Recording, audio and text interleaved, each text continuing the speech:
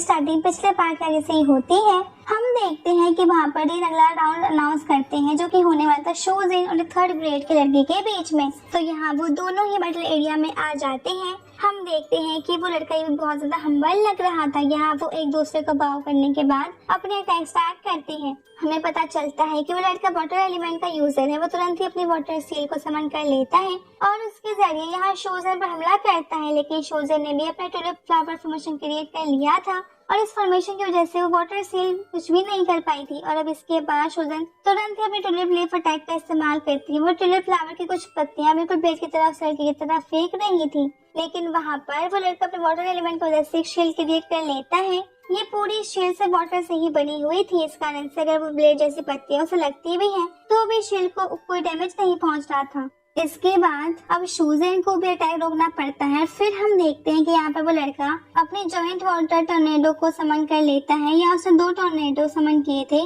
दोनों ही साइज से बहुत बड़े थे और इस वक्त शोज़ेन की तरफ ही बढ़ रहे थे। अब वैसे तो ये अटैक फाइनल अटैक था क्योंकि शोज़ेन इससे शायद नहीं बच पाती, पर शोज़ेन ने बहुत ही समझदारी से अपने जो टुलिप फ्लावर लेस अटैक किया था उसने एक जो पत्ती उसने इम्पोस्टर वाली भेजी थी जो कि अभी भी वहीं पर पड़ी हुई थी। और अब इसके बाद उस पत्ती में से टुलिप वाइन्स निकलती है जो कि उस लड़के को वहीं पर पकड़ लेती है और वो लड़का कुछ भी नहीं कर सकता था, इसीलिए अब उसे हार माननी पड़ती है। अब यहाँ पर शोज़ेन वापस से पीछे आ चुकी थी और इसके जस्ट बाद 3rd राउंड स्टार्ट होता है और इसमें मुकाबला था लू और एक दूसरे लड़के के बीच में। वैसे यहाँ दोनों ही 3rd ग्रेड के कल्टिवेटर हैं, लेकिन अब जो लड़का लू से फाइट करने वाला था वो वहीं पर खड़ा था और अब वो पहले ही हार मान लेता है। इसकी वजह से अब बिना टाइम वेस्ट किए 4th राउंड स्टार्ट हो जाता है। वैसे यहाँ हीरो लू से कह रहा था कि अरे वाह, तुम तो बिना फाइट किए ही जीत गए।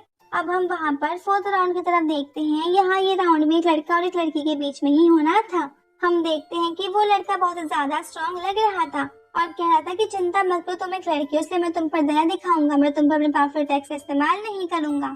वैसे यहाँ पर वो लड़की बहुत ही खूबसूरत थी और साथ ही बहुत ज्यादा कॉन्फिडेंट भी लग रही थी। अब वो तुरंत ही आगे बढ़ती है और उस लड़की को लात मारते हुए बहुत ज्यादा ताकत से दूर फेंक देती है, जिस वजह से वो लड़का एक अटैक में हार मान जाता है। वो लड़की कह रही थी कि तुम बेवकूफ हो जो ऐसा बातों में टाइम वेस्ट कर रहे थे। इसके बाद अगला राउंड स्टार्ट होता है। हम देखते हैं कि ये राउंड उसी लड़की के और एलेक्स के बीच में है।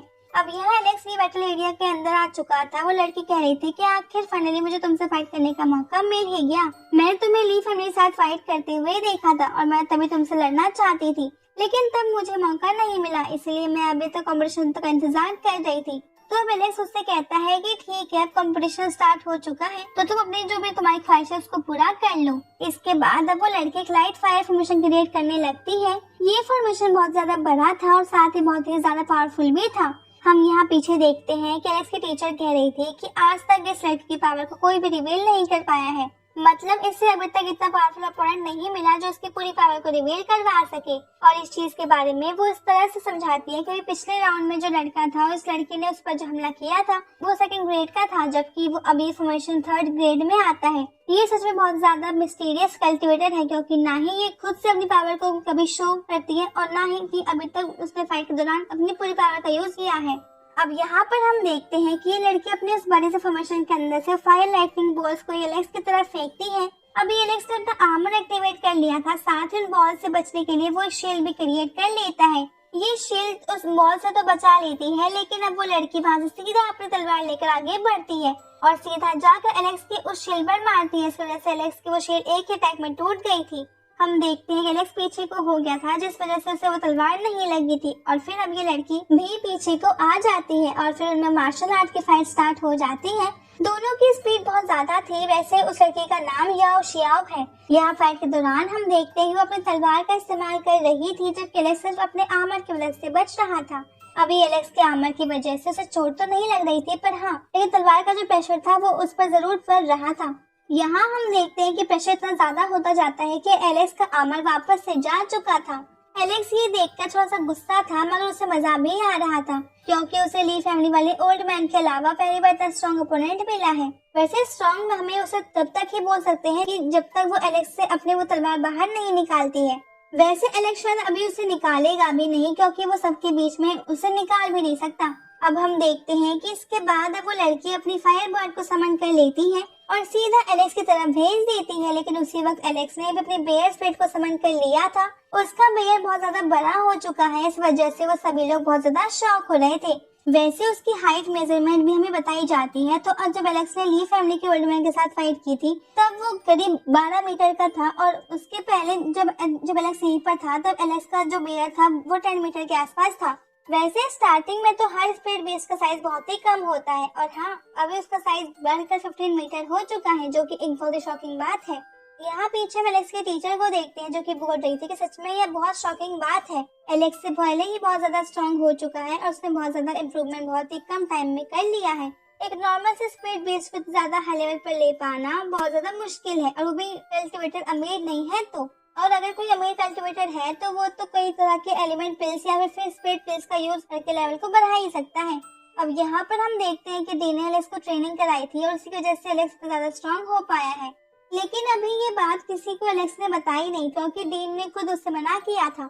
मगर यहाँ वो सेक्टर मास्टर भी डीन से कहते कि एलेक्स खुद से पावर कभी अचीव कर ही नहीं सकता, जरूर आपने ही उसकी हेल्प की होगी, क्योंकि ये चीज सिर्फ आपको ही आती है।